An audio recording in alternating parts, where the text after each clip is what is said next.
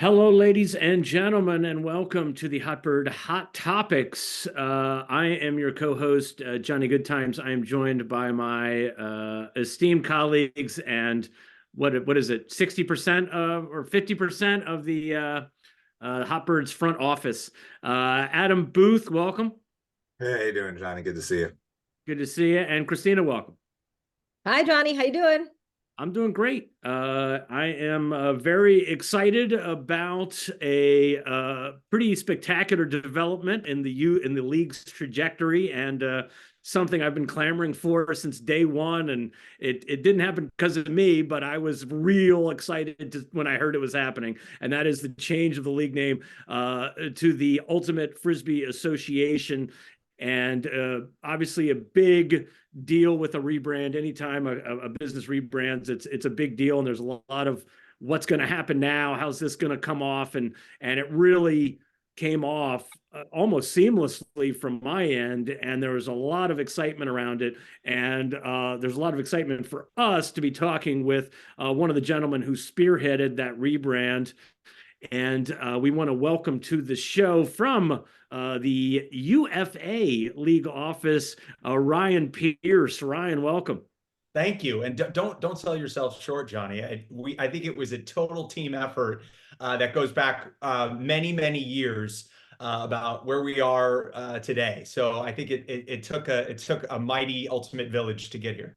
Yeah. Hopefully my nonstop complaining over the 3 years finally resulted. It was all you, Johnny. It's all you. It was you and your big mouth. That's You really shouldn't be my incessant whining. They said if we do it, he'll just stop whining. That's the way we It's always a tactic. Right. So Ryan, I mean, there's a lot to ask you about, and I'm super excited to hear the behind the scenes of how this thing went down. And so I guess I'll start with the start of this rebrand. How did that come about? How did this conversation even start?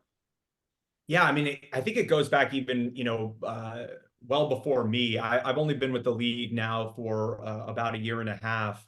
But even coming into the position, just initial conversations and trying to get a lay of the land, we knew that our league was coming to an inflection point regardless, right? Whether it was our brand, whether it was, the way that we kind of distribute our games, the way we play our game on the field.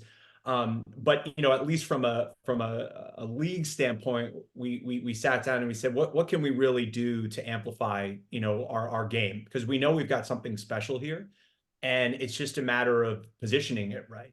And I think over time we've always kind of connected or tried to connect with Whammo and the company that owns Whammo, Sport Dimension Inc. We've always had the discussions with them, and they've always been really cordial, and we've gotten to certain points, but never kind of crossed over this invisible hump, if you will. And we initiated again, I want to say in early 2023.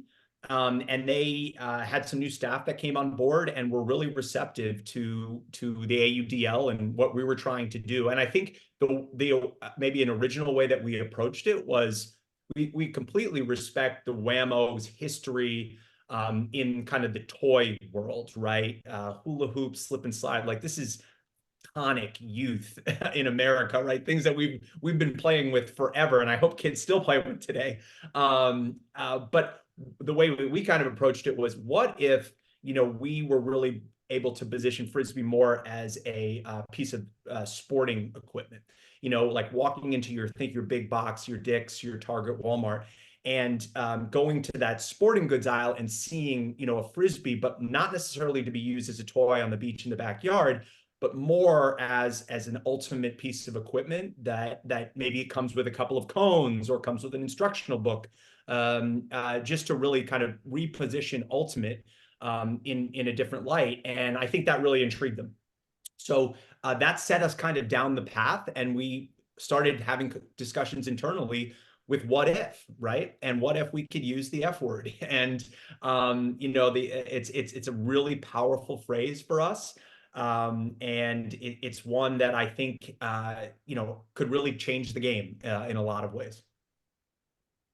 Yeah, I think that it's going to definitely changed the game in terms of, I know from my own personal experience, the frustration of not being able to say what the thing is. And the thing I've always said is, if I walked into Rittenhouse Park here in Philly with a Frisbee and I asked 100 people, what is this? 99 are going to say Frisbee. So for the thing to not have that in the name was really kind of frustrating from a branding perspective. And I think that's a big part of it, because I mean, we're going to live or die, not just with the hardcores who understand what Discraft is and how great their disc is, and it unquestionably is, but it's also going to be the casual fan who is looking for a new sport. And when I can say Ultimate Frisbee, are going to kind of at least have an idea of what I'm saying. Whereas if I say Ultimate Disc, they're going to say, oh, is that the same as disc golf? And that's the thing I think we've all come in contact with, and we've all seen, that happen. So I'm curious to get your perspective on that from a marketing background, like how you see this changing the way or the future of the league. Yeah, and I think it was Frisbee itself by itself is kind of a piece of Americana, as we were just kind of talking about. But Ultimate Frisbee in of itself is a sport that is still very much emerging, even though it's obviously has popularity in very niche pockets in the US and obviously across the entire world. But it's one that we're really looking to grow. You already set it back when you're having to say Ultimate Disc, and credit to other disc sports, especially during COVID, that kind of had a moment, right? And credit to the disc golf in particular for taking advantage of spaces out in public, taking advantage of popularity and distribution.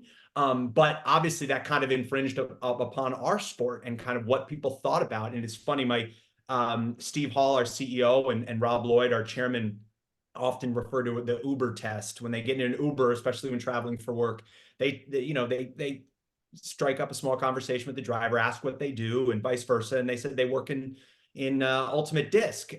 Unfortunately, 95% of the time, the Uber driver goes, I love that. I love going out in the woods and, throwing the discs into the basket. And we're like, no, that's not us. Unfortunately, this is 7-on-7. This is a great combination of soccer and football and athleticism and kind of high flying. And that's, I think, one of the things that we're really just trying to get over is we need to make our sport much more visual in terms of just the common fan, and obviously not just our endemic Ultimate fan. We know that those people are out there, and they might support us, they might not, but it's more about kind of that bigger population that we're really targeting. And that's, I think, beyond anything, what we're really most excited about bringing Ultimate Frisbee to that group, and maybe just a wider audience that wants to watch. Yeah, I wonder with like this week, as we got up to the moment that it was going to come out, I'm really curious as to sort of the boiler room, what was happening and how people were feeling. It's almost like launching a show or something. Like there's a certain level of energy and a certain level of excitement that you've done all the heavy lifting, but now you have to put that thing out into the world, and the world's going to let you know if it works or not. So I'm curious, sort of the last coming down the stretch, sort of what the feeling was in the league front office. Yeah, I mean, I think I often think of, like, especially from we have an awesome, really small team of two essentially graphic designers, Daniel Cohen being kind of our primary, creating something that is so subjective. I wonder, like, what does a painter think the first time he shows somebody something?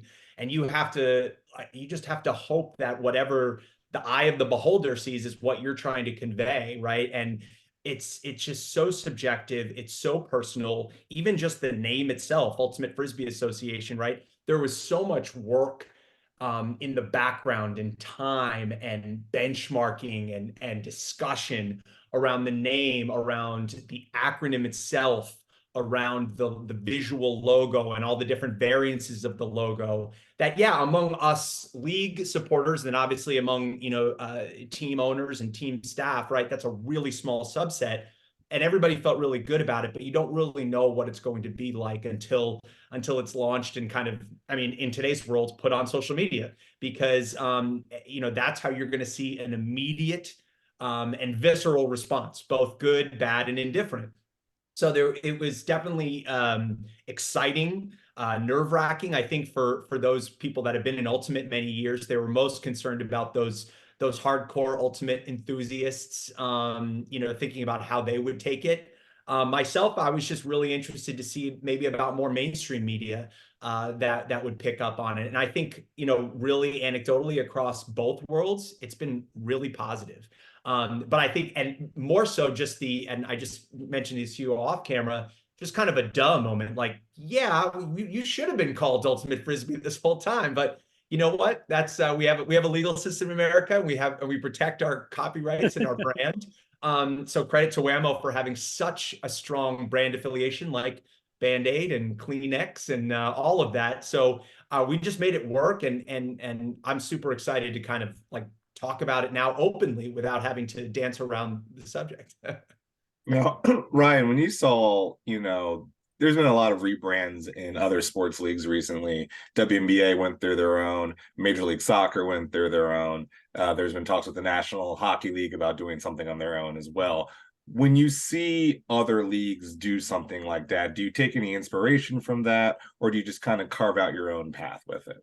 Oh no, there's definitely inspiration. I mean, we when we got to our kind of ideation phase, we wanted to look and really benchmark a lot of other leagues in not just the United States and North America, but the world as well. And when you really kind of take this like kind of wide view of it, it's super interesting because there's definitely kind of these old tried and true traditional approaches, as well as those that are really trying to be out there with violator colors and unique symbolism and kind of just totally different imagery. And we were trying to approach the table with something that maybe combined a little bit of both. And yeah, I think what we're seeing, especially from the top tier leagues, is just this simple element, this professionalism that comes across.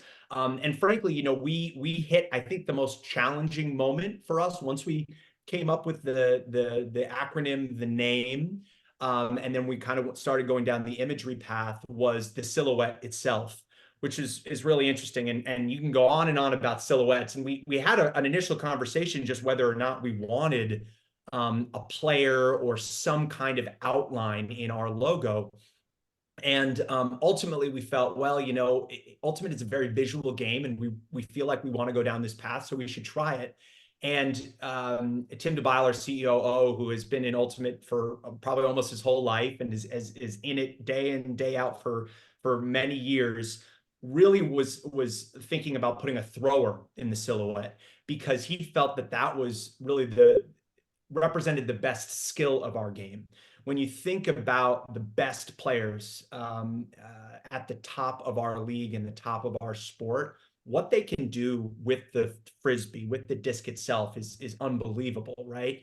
And that is what separates them from the very good or just the elite, right? And so we wanted to really kind of showcase that. And we went down a path with actually a thrower, throwing kind of a forehand throw that was like kind of coming at the viewer.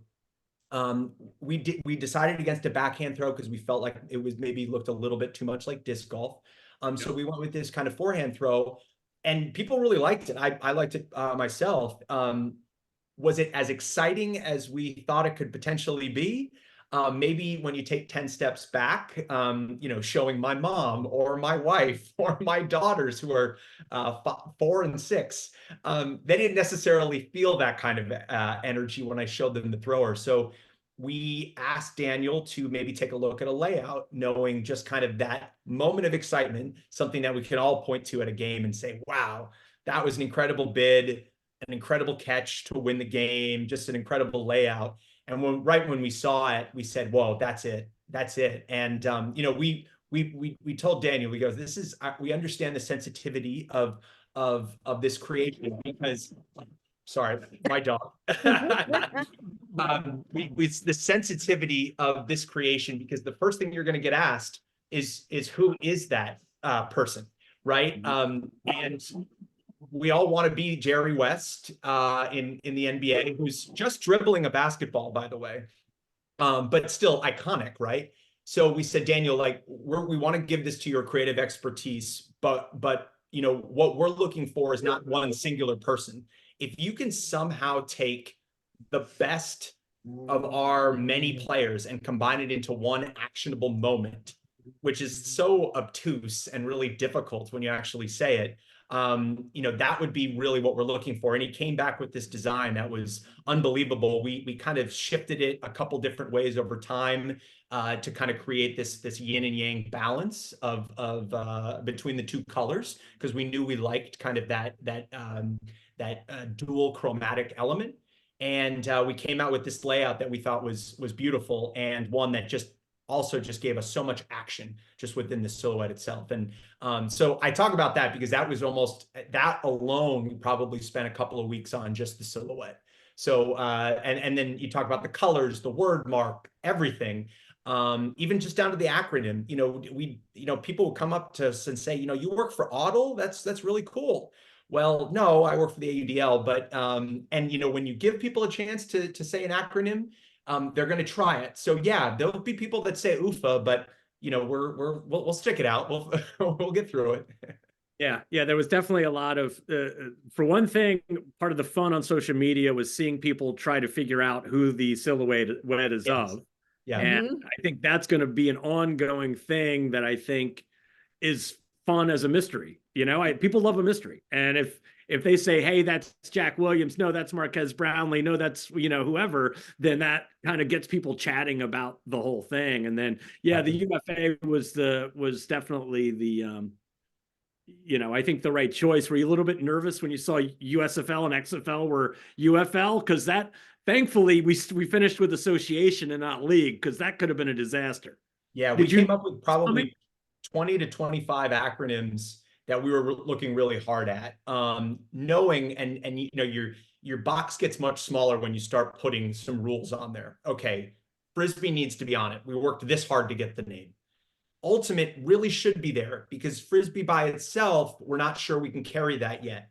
So, you know, and we also had heard previous comments about American maybe being a little bit too small, especially since we were in Canada, and we do have our sights set on a bigger global opportunity. So we knew, you know, we needed to get to that space.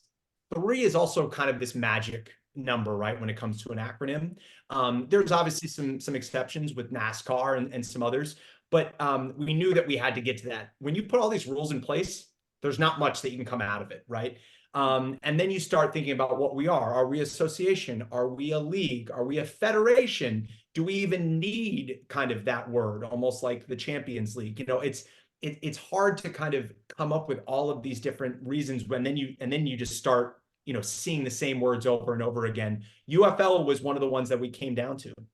And then you start thinking about trademarks out in the marketplace, and then also IP, right? Like domains, other usage of it. And then, you know, how are you competing against that? And also credit to University of Florida for somehow owning that as well. So, you know, the UFL, the new UFL will have to compete with that, you know, online. And there's also, you know, when you say FL of anything, football leagues are just kind of naturally come to mind. So we were kind of competing with all of that, but we definitely took inspiration from the NBA and felt that our teams were part of an association, and you know, we worked together as an organization, an association that tries to kind of raise our league up. So we really felt at the end of the day that was key for us. So yeah, it was a little nerve-wracking when that finally came out, but when we landed on UFA and then you see it over and over again, it starts to click.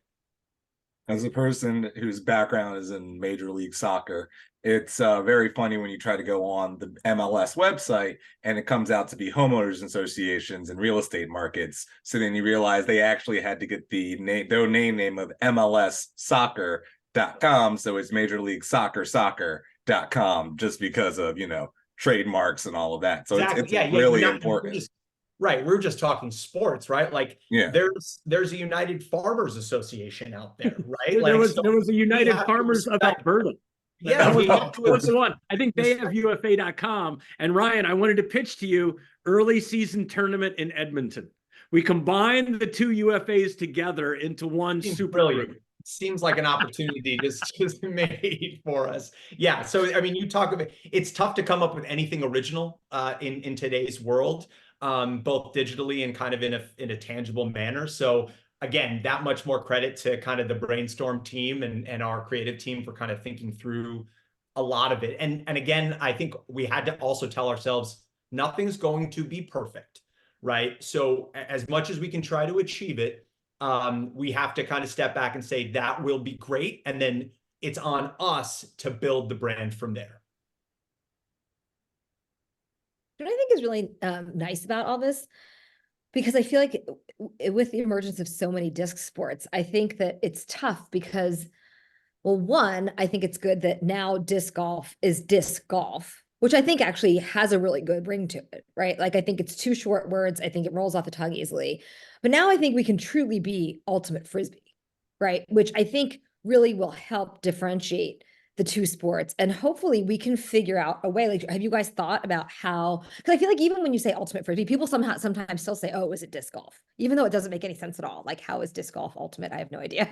But I feel like sometimes we say that and people still think, oh, frisbee, disc golf, right? So have you guys talked about that all in the marketing, on the marketing side, to kind of how now that we have this like moment where we can super differentiate ourselves from like every single sport just by a name, like how we're going to leverage that?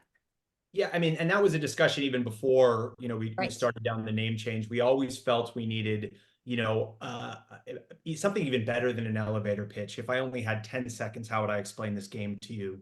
And this just kind of takes one more step away, but you're right. It's not now paved perfectly for us.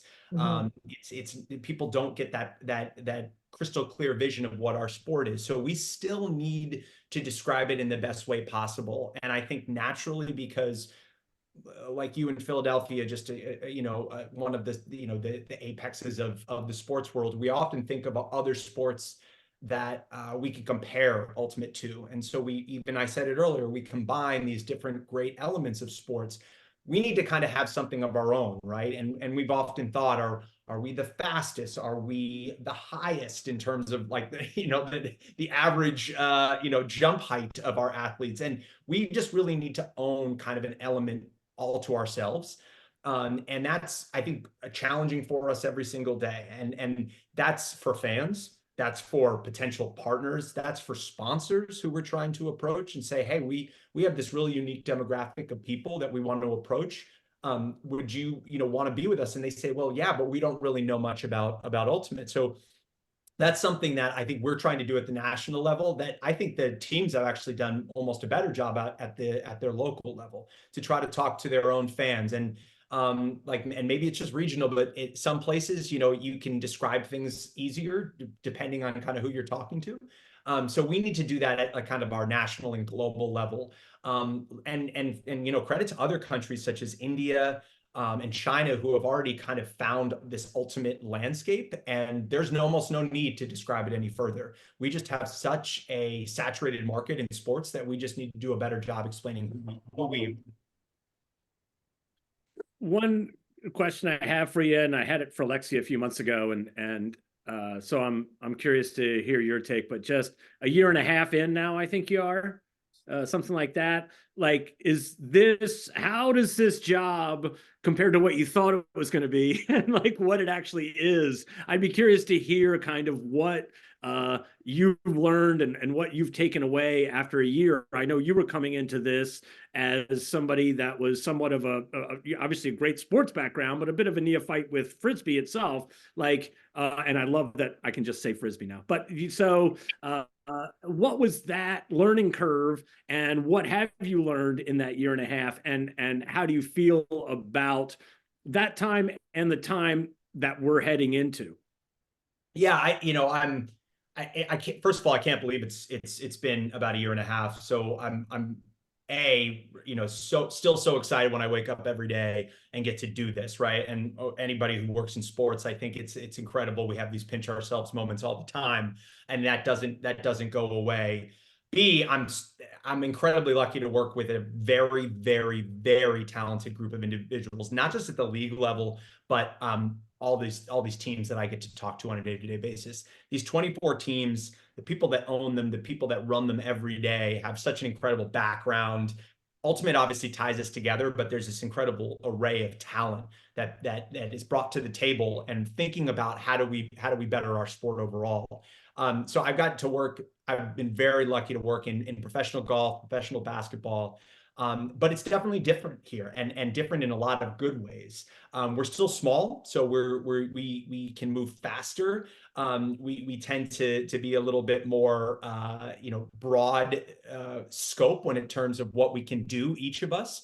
So we kind of bring a pretty wide skill set as well, each of us, and we wear a lot of different hats, as you all know. Sometimes you're the mascot, sometimes you're the GM, right? That's like the beauty of it. So there's a lot of kind of minor league baseball comparison there as well.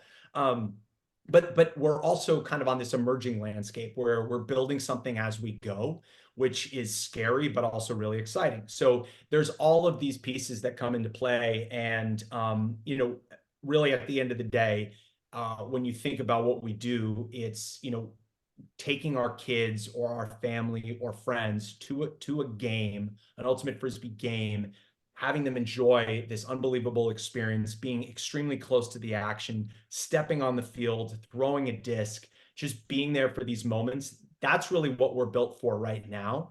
And that's where we can separate ourselves, because there's not a lot of other pro sports that can offer you all of those things at a value point that we can offer across the board, right? And I think it's really exciting to be at this point, and where we're looking for in terms of next steps is consistency across all of our teams.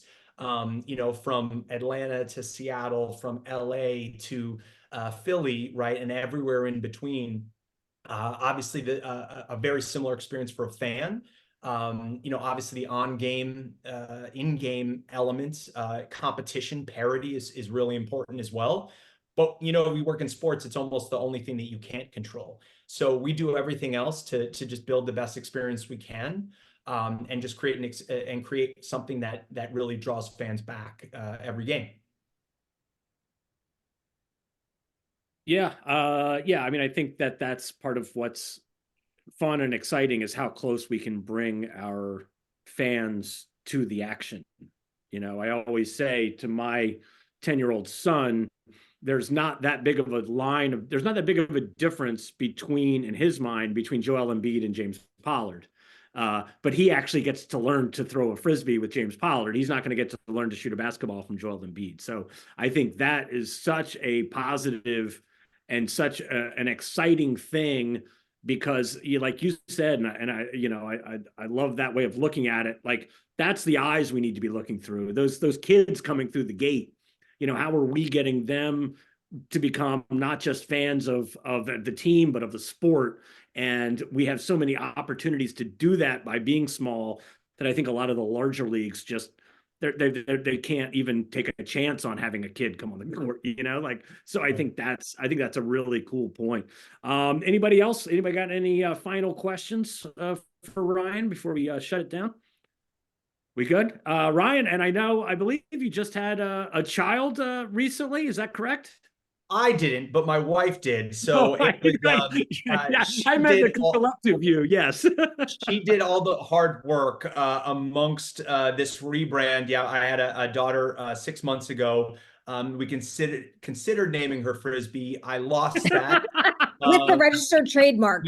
Yeah, right? That was tough on the birth certificate. But no, so credit to everybody in my family for kind of sticking it through, and late nights, but they see the passion, and she's the newest Frisbee fan in the world. So yeah, thank you for that. And I'll just want to give a shout out, obviously, to the Phoenix for, talk about great branding, right? Like the things that you guys have done in your community to, get Frisbees into the hands of kids first and foremost, creating a fun atmosphere come game day, really building the Hotbirds, which you guys have done an awesome job, really working well, obviously, with your other professional sports. It's a model that we really want to repeat kind of for all of our teams across the country. So kudos to everybody involved here, and keep up the good work. And we're only 3 months out from game one. So it's exciting, and I think we're all ready to throw the Frisbee around. Yeah, yeah, we're both excited and horrified over here that we're just 3 months away. Thanks so much, Ryan. Great talking to you. All right, thanks for having me. All right, good All stuff. right, recording is done.